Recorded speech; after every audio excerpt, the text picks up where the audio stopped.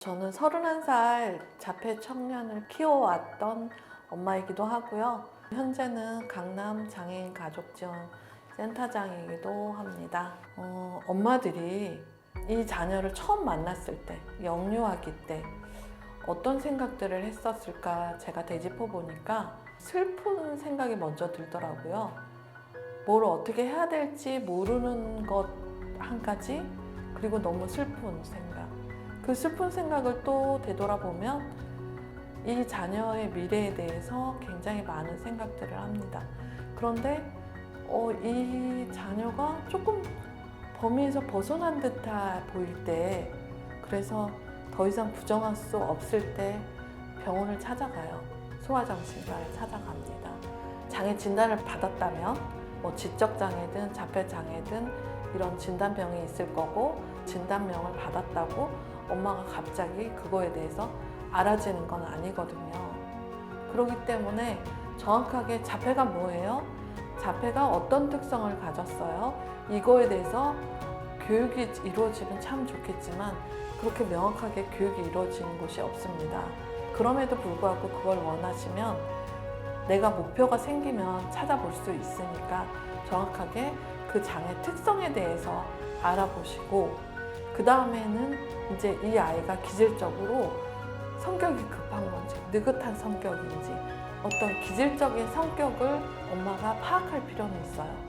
이 아이가 성장하면서 여러 가지 특성들이 나타날 때 그게 모두 다 장애 특성으로 잘못하는 경우가 너무 많아서 그거를 영유아 초기부터 엄마가 관찰할 수 있는 능력이 키워졌으면 하기 때문에 이 말씀을 드리는 거고, 장애 수용 부분에 있어서 영유아기 때 되었으면 이 아이의 성장이나 양육하는 그 길에 많은 도움이 되거든요.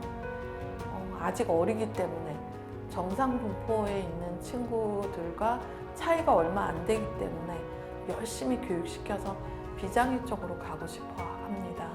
어렸을 때 그 차이는 점점 정상 분포 곡선의 발달을 이루는 친구보다 차이가 나게 돼요.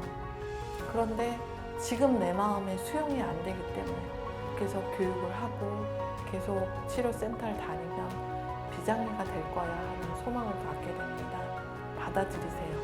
학령기에 대해서 얘기하고 싶은 거는 전문가를 활용하라는 점입니다. 학교에 가면 특수교육을 전공한 선생님이 계시고, 그리고 거기에 보조교사가 있습니다. 여기에서 가장 가깝게 보조교사가 와서 아이가 어떻게 지냈는지 어떤 정보를 줄 수는 있지만, 정확하게 특수교육을 전공한 선생님이 갖고 있는 교육적인 틀 아래 그걸 보조하는 교사이기 때문에 어머니들이 아이에 대해서 정확한 상담을 원한다 그러면 특수교사한테 상담하시는 게 명확하고요. 전문가를 잘 활용하자는 학교에서도 마찬가지고요.